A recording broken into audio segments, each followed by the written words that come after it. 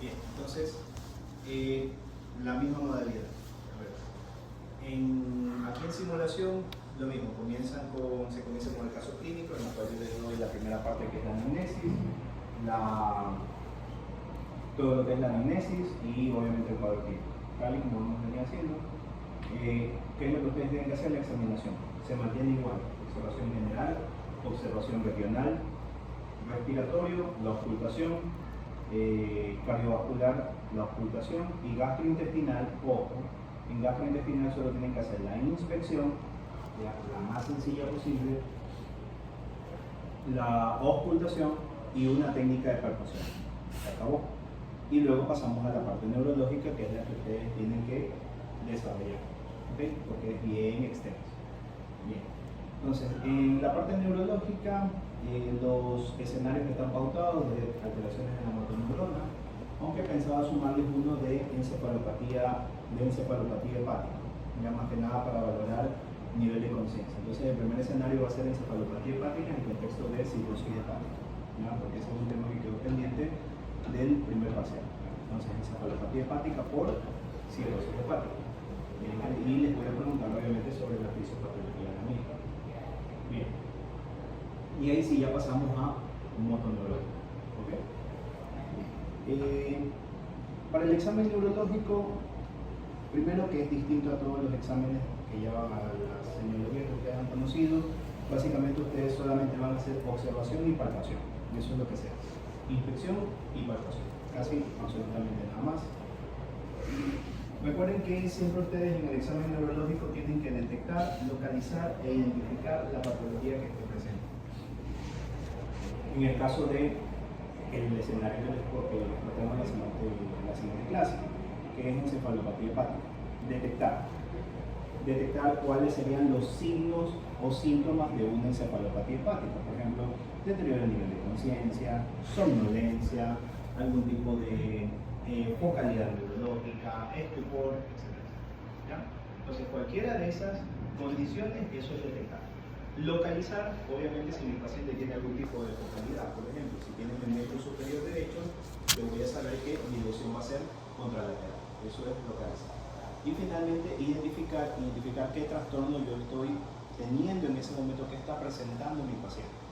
Si es en el caso de una encefalopatía, ok, allá quiere decir que es un paciente que está con disminución del nivel de conciencia, que no tiene focalidad neurológica, que ante las pruebas de los pares craneales está conservado, la prueba de motricidad en lo poco que me puede colaborar está conservado, pero que tiene un antecedente de una cirrosis hepática, que tiene un antecedente de una cirrosis hepática, y adicionalmente en un laboratorio tengo una cuantificación de amonio de como 545, sabiendo que el corte normal de amonio es de 150 y hasta 100. Entonces, todo eso me suma que probablemente mi paciente tenga una encefalopatía hepática de origen amoniacal. Y esa es la causa de mi deterioro neurológico. Entonces, básicamente así es el examen neurológico. Entonces, pruebas complementarias que ustedes pueden establecer, las clásicas y características dependen mucho de la patología que ustedes estén presentando, ¿ya? Es indispensable siempre en todo deterioro del nivel de conciencia, siempre en todo deterioro del nivel de conciencia, una tomografía de cráneo, ¿ya? Con sus excepciones, ¿no? Por ejemplo, si es un paciente que ustedes sospechan de un evento cerebrovascular isquémico, con alta sospecha de un evento cerebrovascular isquémico, lo más probable es que ustedes no hagan una tomografía de cráneo. ¿Por qué? Porque la tomografía de cráneo no va a mostrar ningún tipo de signo actual, porque tiene que esperar unas 24 o 36 horas hasta que se establezca la lesión para que usted la pueda observar en la tomografía. Entonces, ¿qué usted tiene que hacer? Una resonancia magnética con protocolo de difusión para determinar justamente el sitio de la isquemia. Entonces, por ejemplo, esas son las excepciones, ¿okay? A diferencia de un paciente que a lo mejor usted le hace las pruebas, el nivel de conciencia es conservado, y cuando el paciente es conservado, el lenguaje, memoria, toda la primera parte es conservada, los pares craneales los tiene conservados, y sin embargo, cuando usted hace fuerza motora, usted evidencia que existe un tipo de disminución de la fuerza motora al momento de que mi paciente tiene el brazo respirado, porque yo estoy haciendo la maniobra de Minkasini, y pasan, qué sé yo, unos 2 minutos, y mi paciente enseguida dice, doctor, mira, O cuando usted hace la valoración de fuerza muscular por dermatomas, usted comienza a evidenciar que existe una debilidad y una hipotonía a nivel del deltoides. Entonces, si yo ya sé que es algo más local, ¿ya? Si yo ya sé que es algo más local con el nivel de conciencia conservado, para que vaya le voy a pedir una tomografía. Porque ya es algo más local. Debería sospechar en algo de algún tipo de trastorno motoneurona, algún tipo de polineuropatía degenerativa, etc. ¿Okay? Entonces, los exámenes en este segundo parcial, la novedad también es que yo voy a ser más estricto con las cosas que ustedes piden. ¿Okay? Si usted llega a pedir un examen por error, van a ser -4 directamente a toda la nota de todos. Entonces, por eso deben de pensar muy bien específicamente qué examen complementario yo voy a pedir. Si ustedes piden un examen, por ejemplo, estamos viendo SB isquémico, y de repente ustedes piden, no sé, biometría y asoados. Ellos ustedes saben que así no se puede pedir, eso también involucra o incluye los -4. Y eso sin chistar, eso a todos. Así les tengo que poner 0, esta vez sí les voy a poner 0.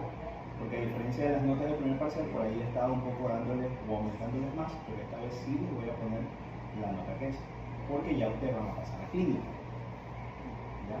Y no pueden pasar sin el corte o UES a clínica. O sea, no van a servir para nada en el ámbito médico. ¿Ya? Entonces, en eso yo voy a ser más exigente. ¿Okay? Bien. Sobre los exámenes complementarios, recuerden revisar el agente de acuerdo a la patología que ustedes van a tener, ¿ya? Siempre justificando bien el porqué. Y obviamente el examen neurológico, por lo menos son 2 hojas de lista de cotejo que yo tengo, dentro de lo cual involucra todo lo que es el examen neurológico, les incluye un 8.5 sobre 10. ¿Ya? O sea, quiere decir que el 1.5 les incluye observación general, regional, respiratorio, cardiovascular y digestivo. O sea, solamente eso incluye 1.5 de eso. De lo demás es todo neurológico. ¿Ok? Bien. Primera parte, la valoración del nivel de conciencia. Entonces, primero, nivel de conciencia con sus niveles. Orientación, lucidez, somnolencia, estupor y coma. ¿Ok? ¿Qué escala yo utilizo? Glasgow Coma Score versus Forest Score. ¿Cuál es la diferencia del Glasgow Coma Score versus el Forest Score? No sé si el doctor Michalo les habrá explicado. El Glasgow Coma Score, recuerden que se utiliza para pacientes que tienen la capacidad verbal intacta, o sea que tienen la boca libre como para explicar o evocar algún tipo de sonido. Mientras que el Forest Score está para aquellos pacientes que no tienen la capacidad de lenguaje completo. Pacientes afásicos, pacientes con disartria, pacientes que tienen algún tipo de analfabetismo ya documentado, con una discapacidad motora ya establecida a través del lenguaje, y finalmente pacientes intubados con traqueotomía, que no pueden hablar de todo. Entonces, ahí no vamos a utilizar Glasgow, sino que vamos a utilizar Forest Score. ¿Okay? Recuerden que el Forest Score, la diferencia del Glasgow, el Forest Score toma 2 puntos del Glasgow. Toma la valoración de la fuerza motora y la valoración ocular. A diferencia del Glasgow, que incluye también la verbal. ¿Qué incluye más el Forest Score? Reflejos de tallo cerebral y finalmente respiración. Perfecto. Entonces es un poco más completo y me ayuda a determinar qué grado de daño neurológico yo tengo. ¿Okay? Nivel de conciencia con sus respectivos niveles, ¿no? ¿Cuál es la diferencia entre somnolencia y estupor?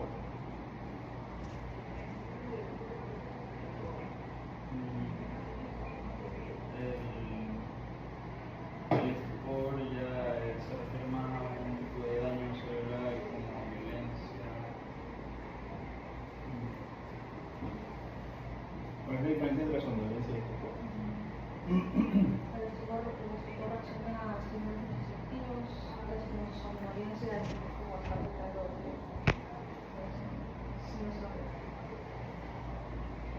Diferencia de estímulos sonoros y estímulos no sensitivos. Aunque ustedes no lo crean, parece un poco absurdo, pero desde el punto de vista neurológico sí tiene un impacto muy fuerte. ¿Ya?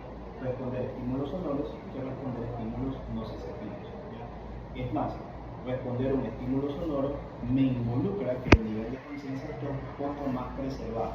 O sea que hay funciones cerebrales que todavía aún se conservan, como las funciones de asociación auditiva, que involucran obviamente el tronco encefálico, ya con la corteza cerebral. En cambio, los estímulos nociceptivos ya me habla de vías un poco más antiguas y con funciones cerebrales más deprimidas. O sea, solamente me habla de conducción de dolor. O sea, como un tipo de arco reflejo o como un tipo de sinapsis multisegmentarias bilaterales, ¿ya? Si se remontan a leyes de flujo. ¿Ya? Entonces, es una diferencia, como lo crean, abismal. Y obviamente el estado de coma, en el cual no hay ningún tipo de dolor. Entonces, esa es la diferencia. Si un paciente ya le responde un estímulo sonoro, lo más probable es que esté en un estado de somnolencia, a diferencia de estímulos dolorosos y que me haga algún tipo de posición de descerebración o de decorticación, que ya estaríamos hablando de un estupor. ¿Okay? Nivel de conciencia. Contenido de la conciencia. El contenido de la conciencia usted entiende la orientación, la confusión y el delirio. Son tres contenidos de conciencia distintos. La orientación es cuando yo conservo mis tres esferas: tiempo, espacio y persona. Y en la confusión es cuando yo tengo alterada alguna de las tres esferas o dos de las tres esferas. ¿Ok? Entonces el paciente usted le dice, ¿cuáles son las preguntas que usted tiene que hacer? ¿Cómo se llama? ¿Cuántos años tiene? ¿Sabe dónde está? ¿Qué fecha es? ¿Y cuál es el presidente de la República? Exactamente. ¿Okay? Entonces, eso es para determinar la orientación tiempo, espacio y persona. Si obviamente tiene alteración de alguna de las tres, ya tiene un estado confusional. ¿Okay? El estado confusional normalmente viene acompañado de bradixiquia. ¿Cuál es la diferencia entre bradixiquia y la somnolencia? Pregunta muy fina. ¿Cuál es la...? Porque algunas veces yo he escuchado a algunos pacientes que dicen, no, el paciente está bradicíclico. Y yo, ¿qué? Y el cambio está somnoliento. O algunas veces el paciente está así y dicen, no, es que el paciente está con tendencia a la somnolencia. Y yo, ¿ah?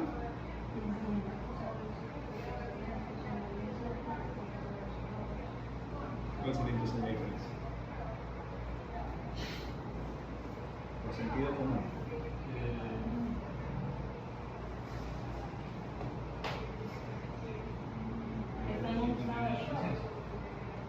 No voy a estar yo. Porque yo creo que es otra cosa.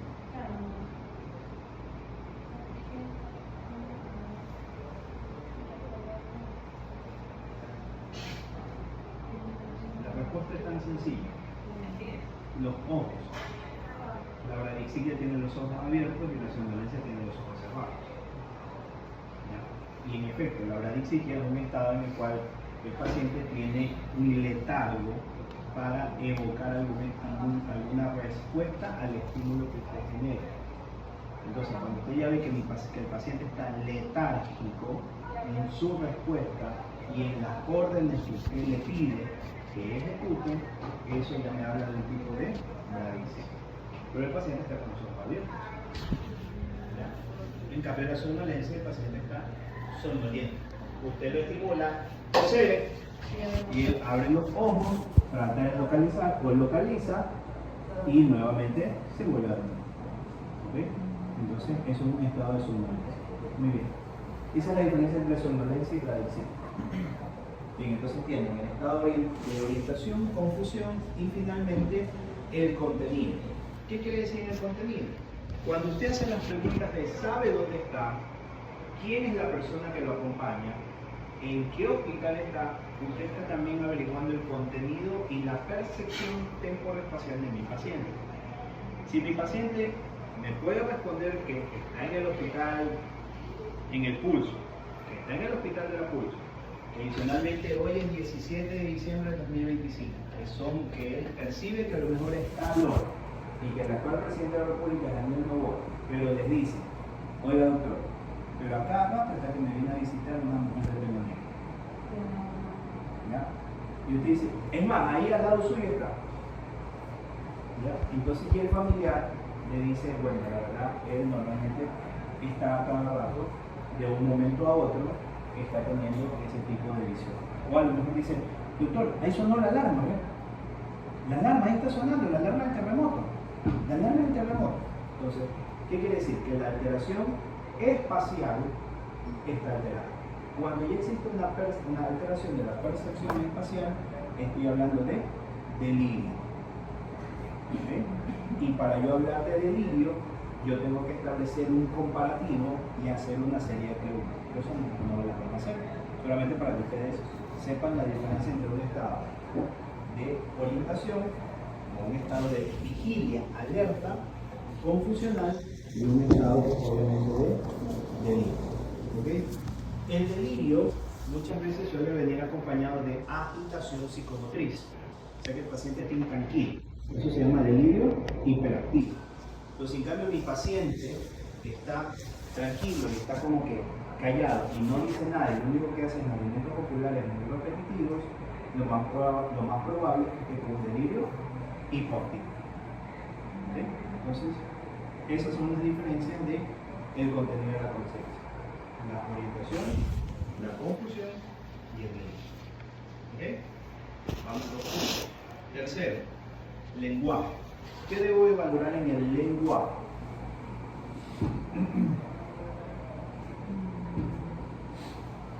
Que ya se supone usted que el paciente ya le preguntó cómo se llama, dónde está y todo, y usted ahí estuvo escuchando y observando el lenguaje. Junto con el lenguaje muchas veces deben de también valorar tips, ¿ya?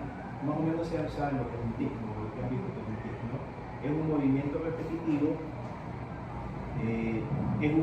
repetitivo estereotipado en un paciente. El movimiento repetitivo estereotipado cíclico en un paciente. Entonces el paciente que comienza así y todo eso ya dice de la nada es así y utiliza el paciente que guiñar los ojos. No. O sea, es un movimiento el cual no está de todo el consciente. Eso también usted valora cuando realiza la valoración del lenguaje. ¿Qué valora en el lenguaje?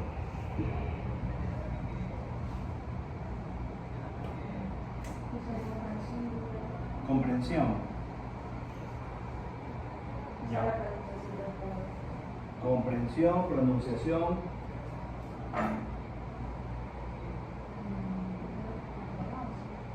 Sintaxis. Que responda a lo que se está preguntando. No sea confuso. Ya. ¿No? Coherencia. Que también que al hablar no sea como arrastrado. Fluidez. Entonces, ¿qué valoran ustedes? Fluidez, contenido, sintaxis, ¿qué más? Coherencia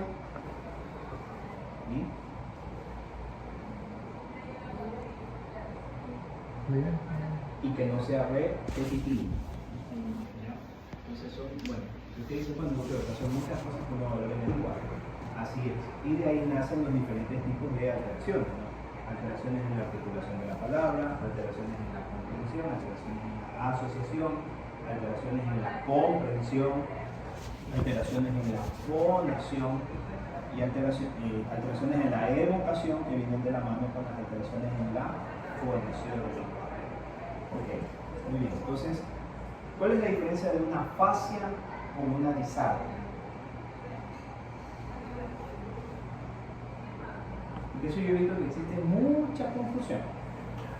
Es decir, el paciente está disártrico y uno lo va a ver, hola, ¿cómo está? Y el paciente le dice 13 de mayo. Y usted dice, bueno, pero dice 13 de mayo. Yo no le veo ninguna disartria. Lo que yo veo es una afasia. Ahora, que él diga un 13 de mayo, eso sí es una disartria. Exactamente. ¿Ya? O que el paciente le comience a hablar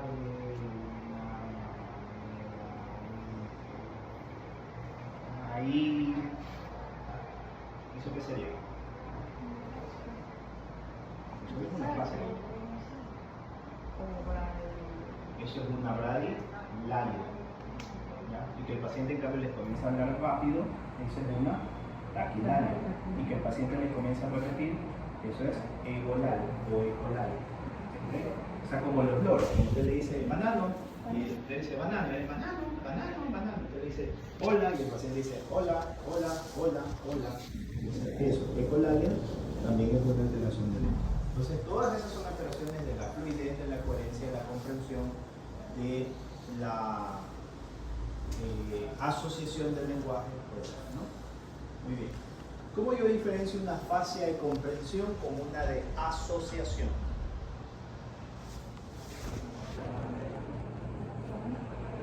Diferencio una fascia de comprensión con una de asociación.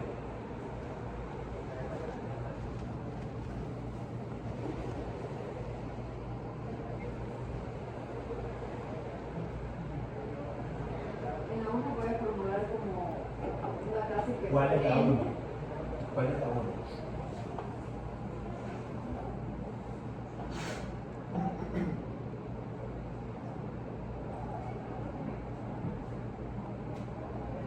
La de comprensión, la frase sería que tiene sentido toda la frase, pero no necesariamente a lo que usted me pregunta. Seguro. O sea, en la de comprensión, usted menciona que le dice alguna frase y él entiende otra. No, Entonces, ¿cómo? no. Él expresa otra. Ya. Pero usted entiende, o sea, es una frase coherente, pero que no es del receptor. Ya, chao. Ya. En la otra Una puede de ser- asociación. En la asociación, él puede estar, digamos, como le está respondiendo lo que usted le está diciendo, pero puede ser como partes. Ya. ¿Y más? ¿Cómo ustedes le dirían para establecer una fascia? Primero, ustedes ya le preguntan cómo se llama y el paciente le dice José. Ya escuchó, descartado Guarnique, les evocó, descartado bloque. ¿Qué debería de yo hacer ahí? Ya descartaron la fascia de Guarnique y la fascia de bloque. Ahora decir cuántos tipos de afasia hay. Son 5 tipos de afasia. Las afasias de asociación, las afasias de comprensión y las afasias mixtas o la afasia global. ¿Ya? Entonces me faltan 3, bueno, 2 de descartar, que es la de asociación y la de comprensión.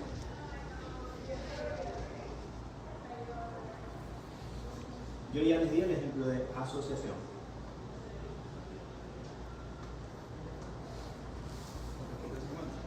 ¿Ah? ¿Ya? ¿Y qué responde? Eso. ¿De acuerdo? Yo le dije, señor José, hola, ¿cómo está? 13 de mayo. ¿Cómo se llama usted? 13 de mayo. O sea, él escucha, ¿ya? Él escucha, pero no asocia lo que usted le está preguntando. Ahora, pero diría, bueno, sería un poco como de comprensión. No. ¿Por qué? ¿Cuál sería la de comprensión? Señor José, por favor, en este momento va a agarrar esta pluma con el lado derecho. ¿Ah? O no lo hace. Le dice,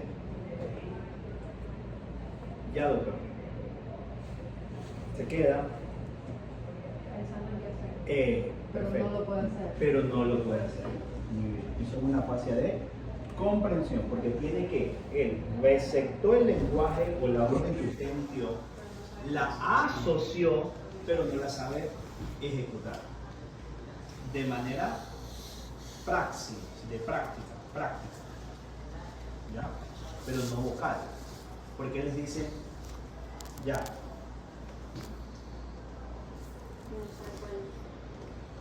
Y se queda, ya, usted me dijo que tengo que coger la pluma. Y así, les vocaliza, usted me dijo que tengo que coger la pluma y esto todo. Y se queda, y ahí comienza. Entonces, esa ejecución y comprensión es lo que ellos no pueden hacer. Entonces, es diferente. Cuando un paciente usted les dice, hola, ¿cómo está? Y les contesta con otra cosa que nada que ver, lo más probable es una asociación. Y cuando no puede ejecutar una orden es comprensión. Pueden haber afasias mixtas en el cual sea asociación con broca, sí puede haber, dependiendo obviamente el sitio donde se encuentre la lesión. ¿Okay? Si yo tengo una afasia de asociación y de broca, ¿dónde estaría la lesión?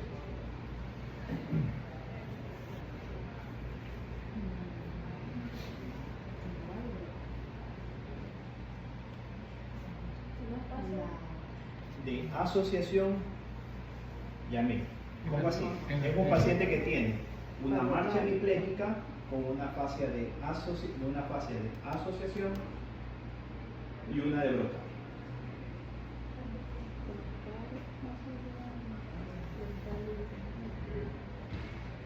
Y por si acaso, la hemiplejía es directa, es fascio braquio plural, directa.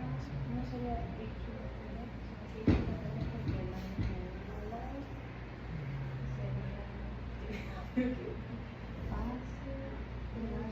Si tú tienes hemiplejía directa, fascio braquio plural, directa, y una fascia de asociación y una de broca.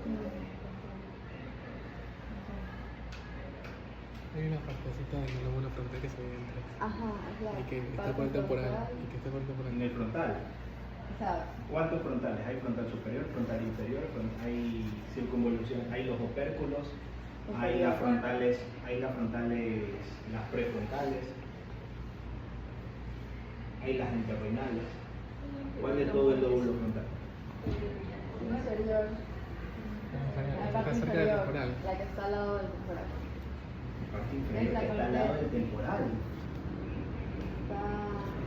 el parietal, donde termina la cisura de Silvio. No, no. Porque ese es el giro precipiano. Y eso es otra función. No, se me Eso es asociación auditiva.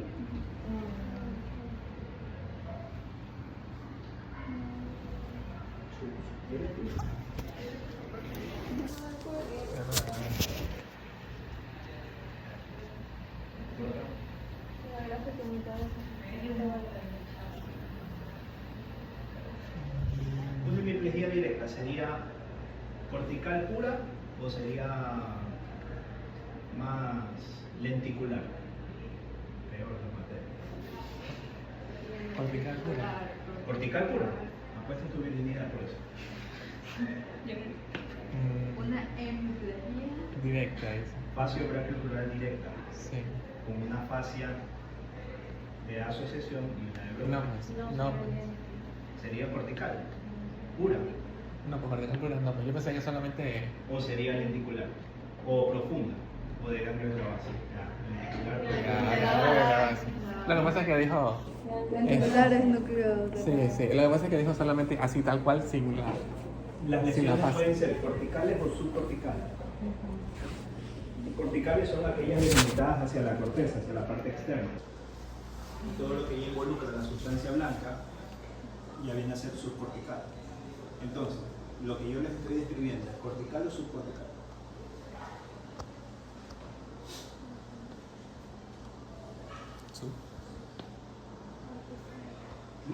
Subcortical. Está profundo. Ya. ¿Y dónde estaría la lesión? Si es subcortical.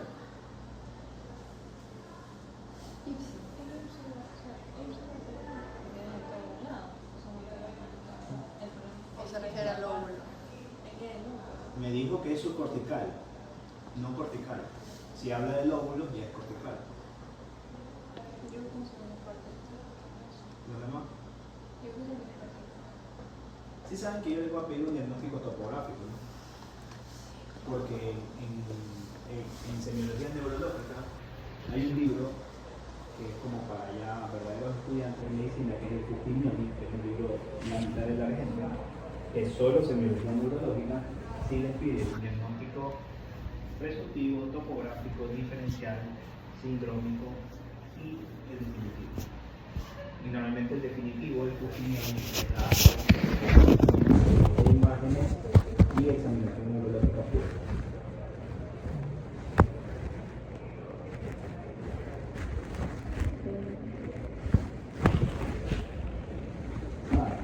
recuerdan ni siquiera dónde están las áreas del lenguaje.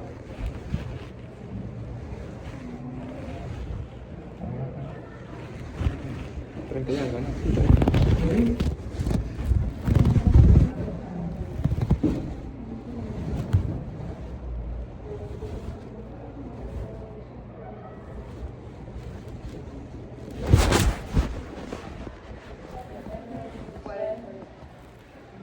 No, esos son los colículos. Lo que se está señalando son los colículos. Colículos superiores visuales, colículos inferiores auditivos. Y recuerda que los colículos son núcleos de asociación entre la corteza cerebral y los principales. Son como estaciones. 21. ¿Se acuerdan de los opérculos? ¿Ya?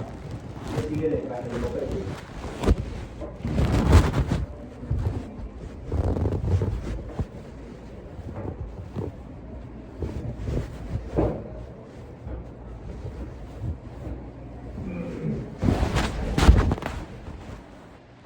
¿Qué está detrás de los opérculos? Que corresponde que tiene 3 circunvoluciones rectas y 3 circunvoluciones, perdón, 3 circunvoluciones rectas y 2 longitudinales.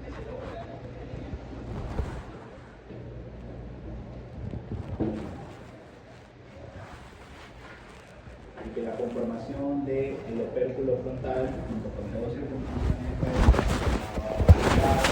era sucedáneo del área de Broca, las 2 circunvoluciones longitudinales de la corteza formaban la área de asociación, los opérculos que estaban posteriores eran las áreas de comprensión y finalmente el opérculo que estaba, o el opérculo parietal que estaba cercano a la circunvolución temporal superior, que era la parte de lenguaje. Todos ellos conformaban los pares o los opérculos.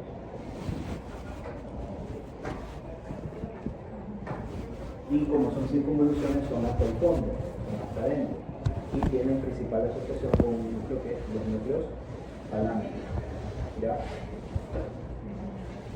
Y específicamente con los núcleos talámicos ventrales laterales, perdón, los laterales del tálamo. Entonces, cuando un paciente tiene una fascia de comprensión con una hemiplegia directa, lo más probable es que la lesión se encuentre en la cápsula interna.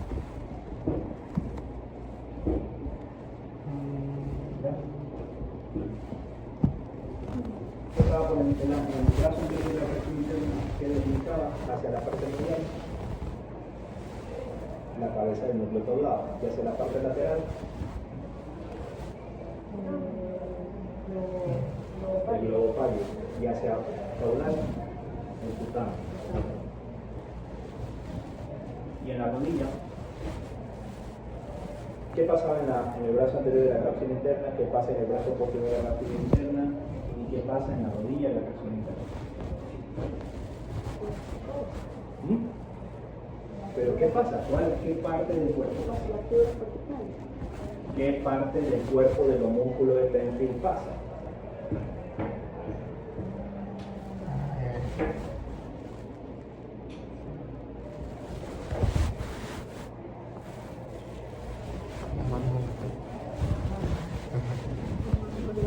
Y la parte más caudal del brazo posterior de la cápsula interna, ¿con quién delimita?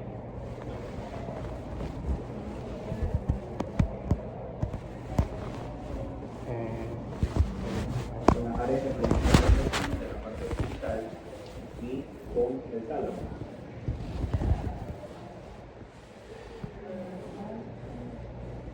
Entonces, si yo tengo una hemiplegia facio-braquio, eso es el detectar, localizar e identificar. Y eso usted, apenas el paciente va llegando, usted tiene que hacer eso, las 3 cosas, inmediatamente. ¿Y sabe por qué tiene que hacer las 3 cosas? Porque llega un paciente que está con un deterioro neurológico, que usted no sabe si es un evento isquémico o un hemorrágico, y usted con la terminología tiene que definir en menos de 4 horas y el paciente que viene con evolución de 3 horas y media, o sea que tiene media hora para usted en 5 minutos, más los 5 minutos que demora la resonancia, hacer el diagnóstico así y definir. O le meto trombolisis, o finalmente empiezo la terapia intensiva y lo observo. Eso es el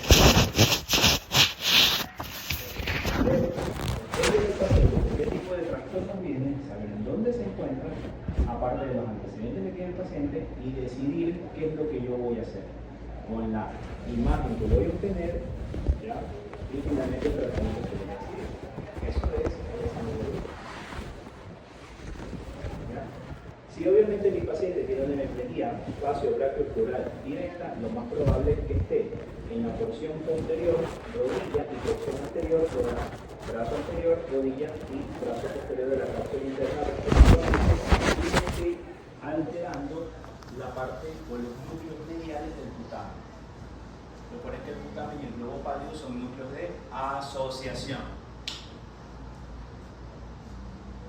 ¿Ya? Y por lo tanto quiere decir que la lesión es subcortical extendiéndose hasta algo cortical, porque me está involucrando las circunvoluciones del área de bloque, o sea, era ambas. O sea, es cortical, subcortical. ¿Vale? Es una fascia mixta, pero porque es de bloca y es de asociación. Un paciente que tenemos ahorita acá.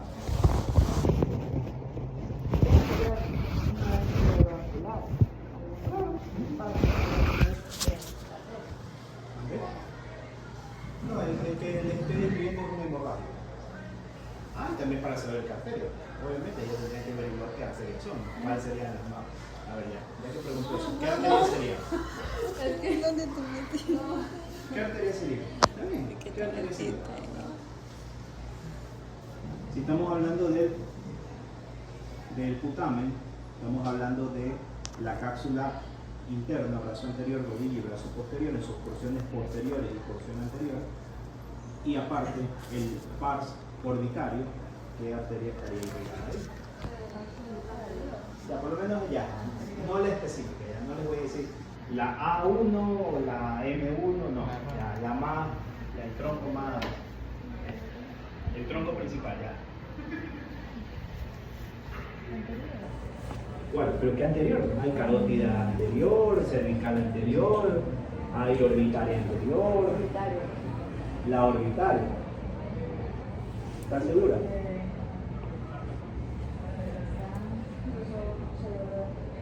¿Eh? Cerebral anterior. Lo apuesta con su vida. ¿Cuál es el orden? El anterior.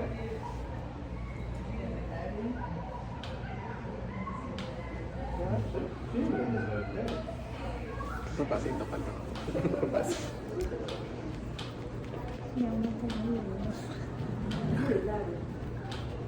orbitaria. ¿Segura? Ah, claro. Ya, por lo menos el tronco principal.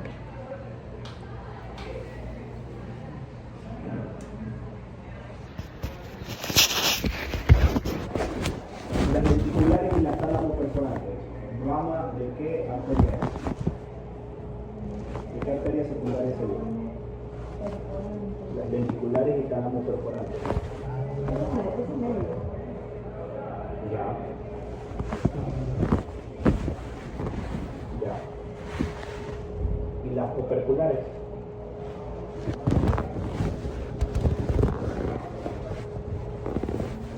Anterior. Entonces, ¿cuáles son los dos principales troncos que están involucrados? Cerebral anterior y nada. Ya, por lo menos el ramo. El ramo principal. Ya. En efecto. ¿Y cuántas comunicantes anteriores? Anteriores, dos. Hay dos comunicantes anteriores. ¿Qué dicen? ¿Cuántas comunicantes anteriores hay? Es como un segundo.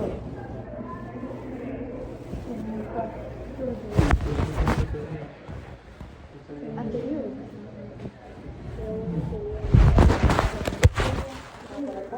La otra bancada, la parte frontal.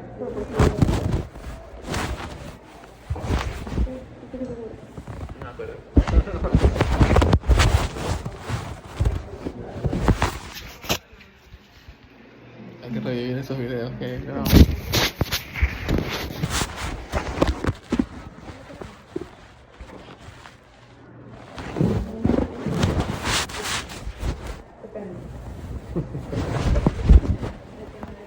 Porque es que está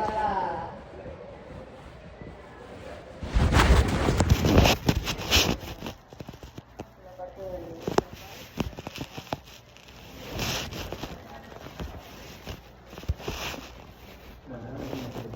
La comunicante de solo hay una, no existen dos. Pero son dos una comunicante de solo. Bueno. Volviendo. Lenguaje y a memoria. Bueno, rápidamente. Memoria. Recuerden valorar la memoria anterógrada y memoria retrógrada. ¿Cuál es la diferencia entre las dos? Recuerden que la anterógrada son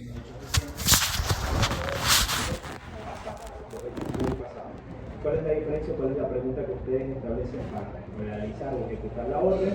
¿Qué hizo usted 10 horitas? ¿Qué hizo usted en la mañana? ¿Qué hizo usted en la tarde? Si es obviamente retrógrada, ¿qué hizo usted el día anterior o hace 2 días? ¿O qué hizo el mes pasado? Que se acuerde usted y que le llame de función. Tipos de alteraciones: hipertimesia, hipotimesia y amnesia. ¿Cuál es la diferencia? La hipertimesia es el exceso de memoria, característico de los psíquicos. La hipotimesia es característico de los brain psíquicos y la amnesia sobre los recuerdos de demencia. Demencia, Alzheimer o algún tipo de alteración. Luego de memoria hay más cosas, las vamos a obviar. Viene lo que es marcha. Entonces, una marcha, y usted le pide al paciente si está sentado, normalmente si está sentado, quiere decir que puede ejecutar su marcha. Usted le dice al paciente, por favor, póngase de pie y camine 2 pasos hacia adelante. Recuerde que todo el examen neurológico es orden, es ejecutar una orden. Porque obviamente ahí valoro si mi paciente pues, se encuentra correctamente sentado en el reloj. ¿Cuáles son los tipos de marcha?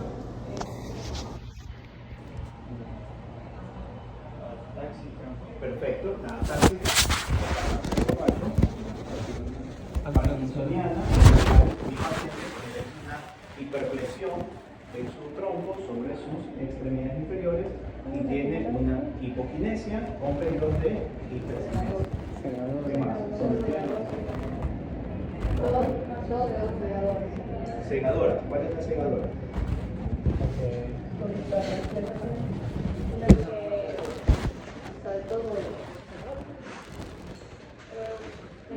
La marcha testoneante o segadora es la de los pacientes que presentan algún tipo de monolejía.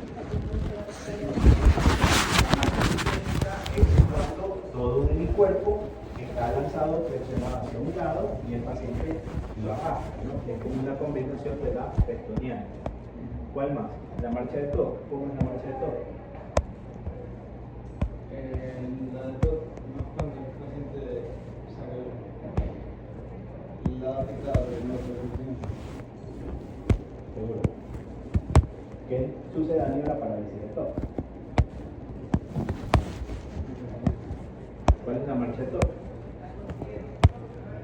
Es una marcha sensitiva. ¿No le afecta la del segador?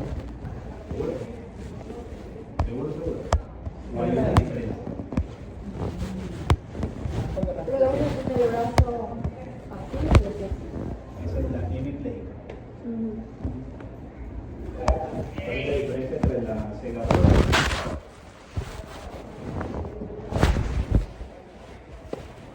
La de TOC puede ser paraparética.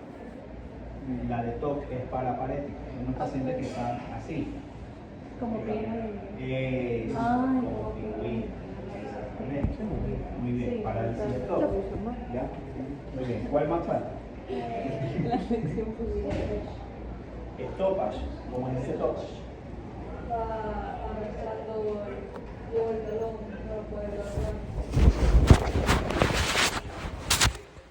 No, se levanta toda la pierna. Como una masa de sartén. Sí, este de aquí. Muy bien, característico de qué es eso.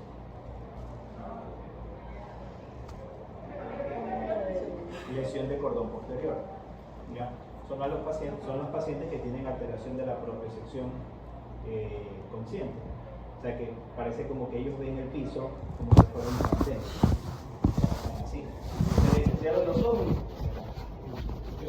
Forma parte. La tabla dorsal.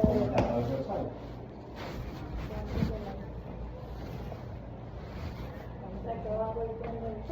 Eso, es lo contrario. Recuerden que en esta, en el estómago, ustedes hacen así. Van así. En la tabla es así.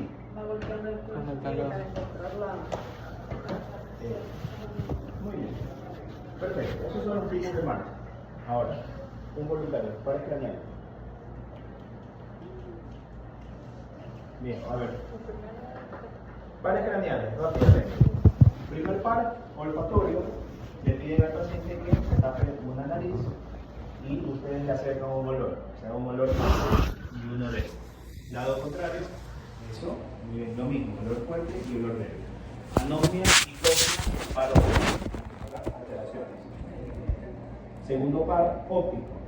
Perimetría, campimetría, acomodación. Entonces, para perimetría, a 1, 3 y 5 metros. Perimetría, te tapas un ojo. ¿Eso? ¿Cuántos dedos observas? 2. Ya. 3. Y más atrás. 4. Perfecto. Y lo mismo con el otro ojo. Lo mismo. Otra vez, ustedes van haciendo a esta distancia. 1, 3 y 5 metros pueden hacer. ¿Okay? Esa es visión perimétrica. Visión campimétrica, en la cual usted se pone frente a frente con el paciente y usted le pide a una distancia prudente que observe la punta de su nariz y usted comienza a desaparecer la pluma hasta que él levante la mano y desaparezca de su campo visual. Okay. Cuando usted hace la campimetría, usted le debe decir al paciente, observe la punta de mi nariz y no mueva ni la cabeza ni los ojos. Solo me avisa cuando desaparezca el objeto. Eso es campimetría. Y acomodación le dice que observe esta punta y comienza a hacer esto para ver convergencia y divergencia de la mirada. ¿Ya? Convergencia y divergencia. Muy bien. Tercer par, que son los complejos oculomotores. Ahí sí. Siga la pluma hacia arriba, hacia abajo, hacia los lados, oblicuo. ¿Ya? Y puede hacer lo mismo, ¿no? Acomodación visual. Perfecto. ¿Ya? ¿Qué pasa? Ah, bien. Tercero, cuarto y sexto par. Y luego el fotomotor y consensual. Usted hace así, de afuera hacia adentro y valora la respuesta pupilar, lo mismo.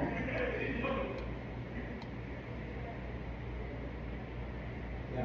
Y consensual. Ahora, consensual. Si yo estimulo la pupila, recuerden que el consensual yo debo ver la respuesta contralateral. Si yo estoy parado a la derecha del paciente, ¿cuál pupila voy a observar? No, perdón. La derecha. ¿Y cuál voy a estimular? La izquierda. Entonces observo la derecha y estimulo la izquierda. ¿Ok? Y lo mismo del otro lado. ¿Ok? Doctor, ¿qué pasa si mi paciente está con un estado de somnolencia? Si está somnoliento y no me puede colaborar, obviamente, en los movimientos oculares, existe un reflejo primitivo que es el de ojo de muñeca. ¿Cómo es la respuesta de ojos de muñeca?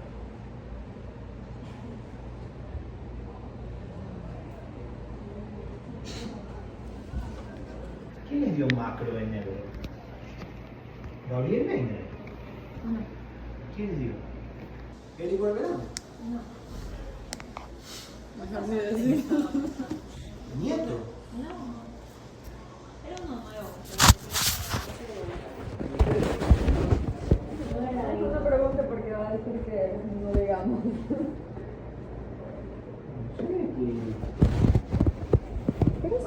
Ojo de Por muñeca, eso, ¿no? por eso ahorita no recuerdo. Ah, Lo no. mencionaba.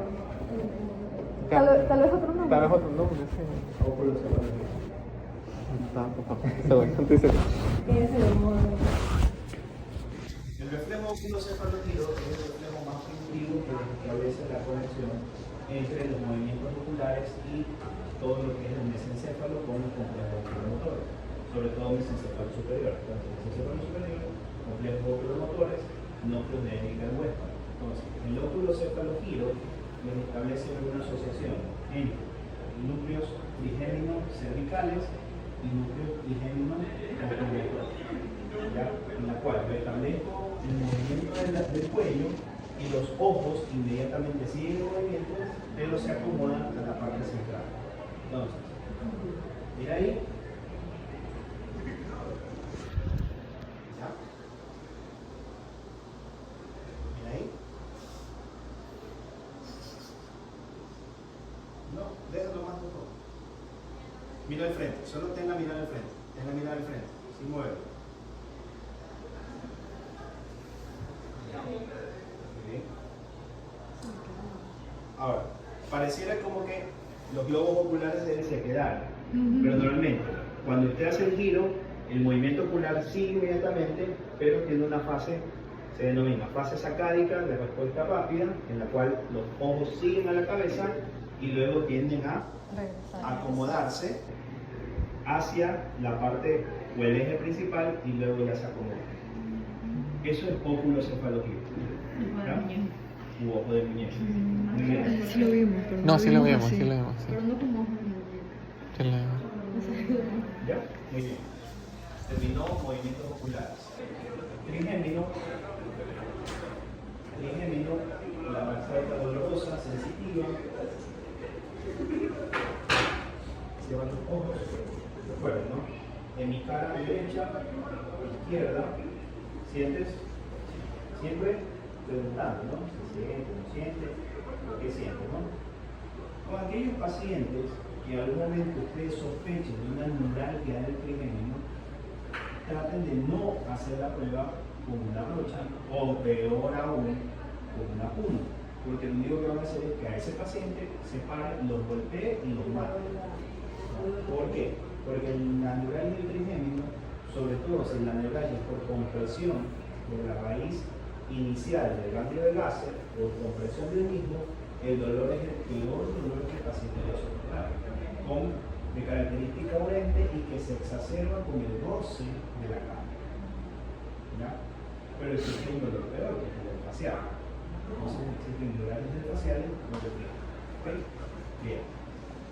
Entonces, valoran ustedes sensibilidad, ¿no? ¿Ok? Oftálmica y maxilar superior. Maxilar inferior, que es motora, abre la boca, sostén fuerte, eso, suelta. ¿Eso que valora él? Fuerza de los masticadores.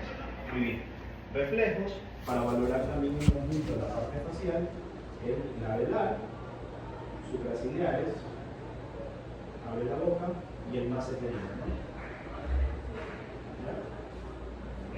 Entonces, ahí ustedes valoraron también los reflejos de sensibilidad.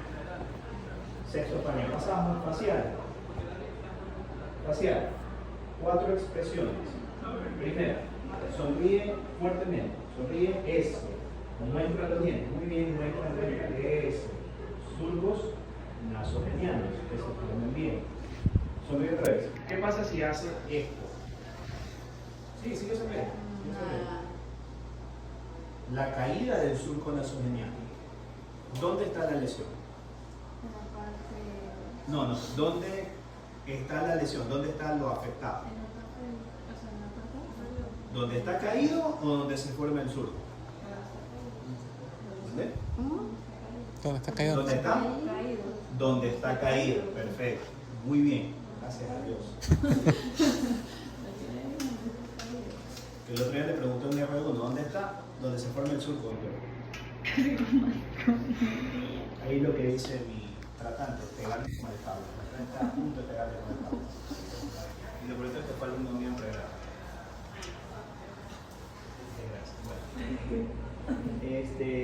Muy bien, ¿dónde está caído? Perfecto. Ahora, sonríe, me dice, perfecto. Surcos nasogenianos simétricos y bilaterales. Recuerden que todos los seres humanos tienen una capacidad facial de 1 a 2 milímetros de diferencia de una cara con la otra. Muy bien. 2. Le pido a mi paciente que haga la mirada de sorprendido. Como que te sorprende eso. Muy bien. Arruga frontal. Segundo. Tercero. Que te ponga serio. Serio. Bravo, bravo. Como que algo te... Bravo, bravo, muy bien. Arrugas frontales y expresión facial. Muy bien. Ahora sí, infla los cachetes. Eso, inflalos. Muy bien. Inflalos. Perfecto. Ahora, si mi paciente, al hacer las 4 expresiones, sonríe, eso, se cae este lado, muy bien. Mirada de expresión, o sea, de susto, perfecto. Está caído el surco, pero conserva estas líneas frontales. ¿Dónde está la lesión? ¿Periférica o central? Perfecto, central.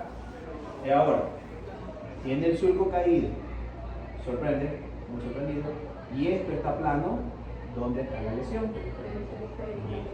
¿Por qué? Porque eso quiere decir que está dañado.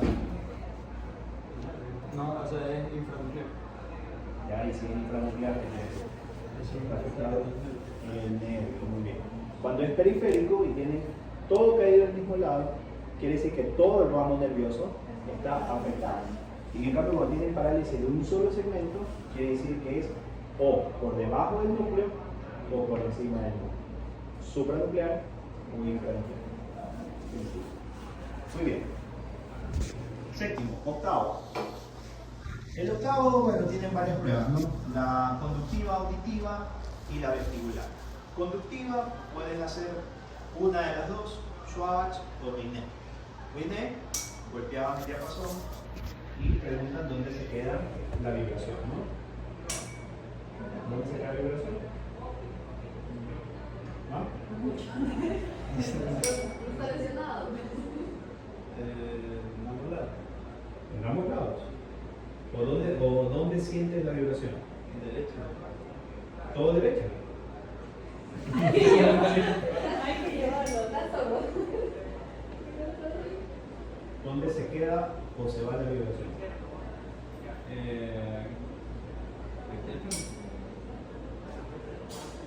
Solo el frente. Solo se queda aquí. Eso es lo normal. ¿Ya? No me entiendes. Eso es lo normal. El ¿Ok? problema. ¿Qué pasa si al yo poner, el paciente me dice, doctor, siento que toda la vibración se me concentra en un solo lado de la cara? ¿Dónde está la afectación? El lado donde se va la vibración. En el lado donde se va la vibración. Perfecto. Muy bien. Schwabach, ¿cuál era la diferencia? Con Binet. Digo.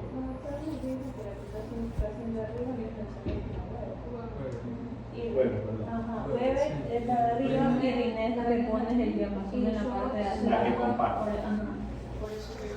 Y Schwabach es la comparación de mi transmisión con la de él. Está bien, Weber y Binet. Binet, ¿cómo sería Binet?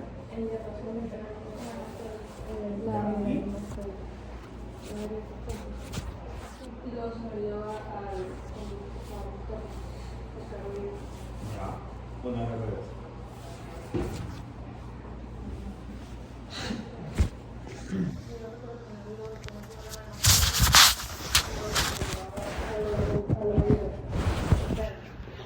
Ya, ¿cuál debe durar más? ¿La vibratoria o la auditiva? la auditiva.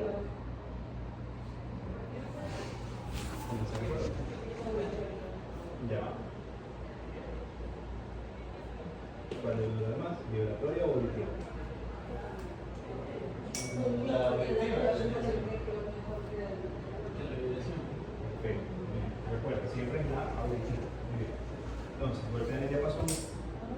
Cuando dejes de sentir, alza el brazo. Cuando dejes de escuchar, alza el brazo.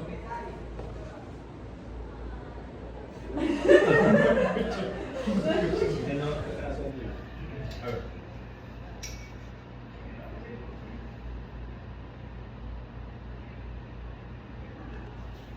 Bien. ¿Ya? ¿Cuál duró más? ¿Ah? Ya. Muy bien. Entonces, esas son, ¿no? Las pruebas para audición. Vestibular, vestibular tiene Romberg y Gutenberg. ¿Ya? Romberg, ¿cómo le piden al paciente para que haga Romberg? Que cierren los ojos. Ya, cierra los ojos. ¿Qué más? Junta tus pies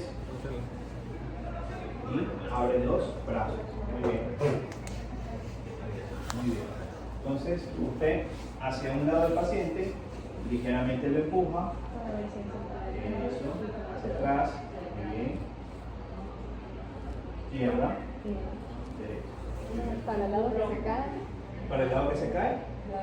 Perfecto, el lado perfecto. Te pongo, muy bien. Ahora, ahí mismo vas a comenzar a marchar. Así. Primero así. Vamos. Ahora cierra los ojos. Muy bien. Eso. Si se va hacia un lado, lo mismo, ¿no? Muy bien. Vestibular. Glosofaringeo, que le piden al paciente que abra la boca, saca la lengua y muy bien, cierra la boca. Neumogástrico, ligeramente tocan aquí la tráquea y le dicen al paciente que como que trague. Eso, muy bien. Deglución. Espinal, se ponen atrás del paciente, empuja la cabeza hacia adelante, eso, empuja hacia atrás, eso, hacia la derecha, bien, izquierda, perfecto. Eleva los hombros, eleva, muy bien. ¿Ya? Y se acabó. Ahí en espinal. Los hipoglosos sacan la lengua, mueve hacia arriba, hacia abajo, ya, a los lados. Muy bien, cierra la boca. Con la punta de la lengua, toca el dedo. Eso. Ya. Muy bien. Se acabó. Para extrañarse. ¿Hasta ahí alguna duda o pregunta? ¿No? Todo bien. Bien. Y finalmente, valoración de miembros superiores e inferiores. Son 5 cosas: tono, fuerza, reflejos, coordinación y sensibilidad. Tono, fuerza, reflejo, coordinación y sensibilidad. Tono y fuerza, como lo establecen con la maniobra de Minkasini. Lleva los brazos, cierra los ojos, puede ejercer un efecto de fuerza, ¿ya? Trata de mantener los brazos, eso, muy bien, trata de mantenerlos, perfecto, manténlos, muy bien, ¿verdad? ¿Qué valor hay? Baja los brazos, tono y fuerza muscular. Por cuestiones de tiempo, obviamente, se le dice al paciente que los mantenga, ¿verdad? Muy bien. Todo eso es generalizado. Ahora vamos por dermatomas. Brazo derecho. Alza el brazo. Alza el brazo. No, abre el brazo. Ábrelo. Ábrelo. Muy bien. Deja el brazo abierto. Cierra el brazo. Ciérralo. Ciérralo, ciérralo, ciérralo. Perfecto. ¿Qué valor hay? Deltoides. Dame la mano. ¿Sí? Eso. ¿Qué voy a valorar aquí? Bíceps. Si es bíceps, ¿qué tiene que hacer? El flexionar. Decirle, señor, flexione su brazo. ¿Y qué yo voy a hacer? A oponerme a la flexión. Flexione su brazo. Perfecto. Extensión. Tríceps. Extienda su brazo. Perfecto. Muy bien. Tire la mano. Ponga así nomás, ligeramente eso. ¿Qué valor aquí? Fuerza de los músculos del antebrazo. Eleve la muñeca, alce la muñeca así, alce, alce, perfecto. Baje la muñeca, bájela, muy bien.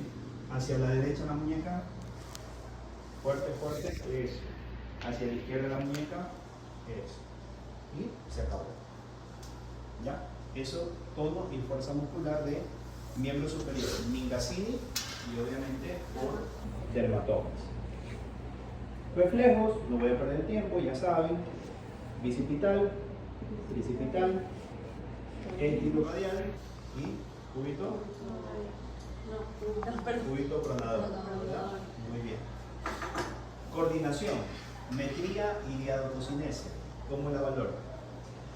Metría y diadococinesia. ¿Ese cuál es? Índice nariz. ¿Ese cuál es? ¿Metría o diadococinesia?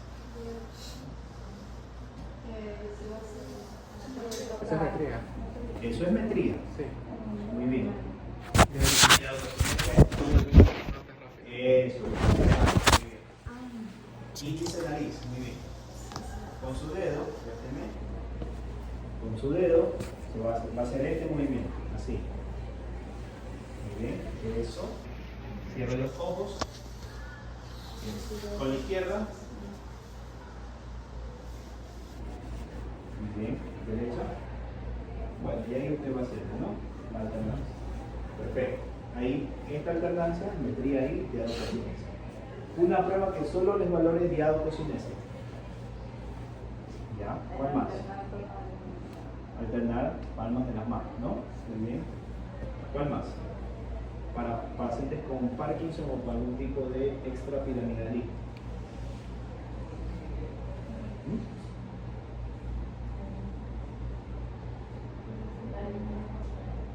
La de enganche o la de rueda, ¿ok? Muy bien. Perfecto. Bueno, enganche o la de la rueda, ¿no? Bien. Bueno, en esta metría de diadococinesia está la otra de los índices de Brandi, que usted puede hacer la variación y obviamente que su paciente pues trate de alcanzar su dedo, ¿no?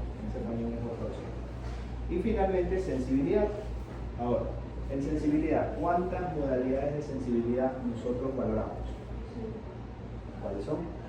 Temperatura, Térmica, dolor, presión, ¿ya? vibración Y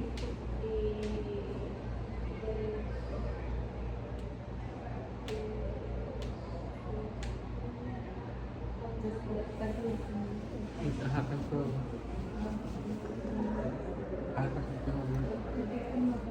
presión es táctil. Claro, presión es táctil. Punto discriminativo. Eso, discriminación y extinción. Discriminación con extinción. Perfecto. Muy bien. No sé si necesitaba bien. Dolor, ya saben, ¿no? Dolor, hacen los pinchazos en los respectivos dermatomas, ¿no? Presión, colocan objetos como el martillo, el paciente cierra los ojos y comienzan a hacer presión y que les indiquen en dónde están comenzando a hacer la presión. Vibración, pueden utilizar el mismo diapasón y colocar en las zonas en las que perciban la vibración. Y la discriminación con extinción, ¿qué hacen ustedes? Palpar en dos puntos distintos, ¿no? Primero aquí, luego acá, o pueden utilizar dos tipos de agujas para indicar cuál es una con otra, y finalmente con la brocha, con dos brochas, para indicar cuál es una y la otra. ¿Ya? Y ahí termina miembros superiores. ¿Ya? Bien. Miembros inferiores, lo mismo. Calcen las piernas, como Mingazzini en miembros superiores, calcen las piernas. Ustedes lo mismo, que es juntarlas, abrirlas, separarlas, lo mismo. Movimientos para segmentarios, poner aquí la mano, estire la pierna, estírela fuerte, retraiga la pierna, bien. Ahora acá, alza el pie, baja el pie, hacia adentro el pie y hacia afuera. ¿Ya? Reflejos, el rotuleano, lo pueden hacer solamente. Y coordinación, la punta talón, ¿verdad? Que eso, que alterne, punta talón, eso, punta talón. Y sensibilidad, la misma historia. Táctil, térmica, dolorosa, discriminación, extinción, vibración y presión. y ahí acaba el examen. ¿Ok? En ese orden. Si no lo hacen en ese orden, recuerden que si ustedes se saltan, yo les pongo 0 de todo lo que se sabe. ¿Ok? Bien. Listo, chicos. Gracias. Gracias. Buenas noches.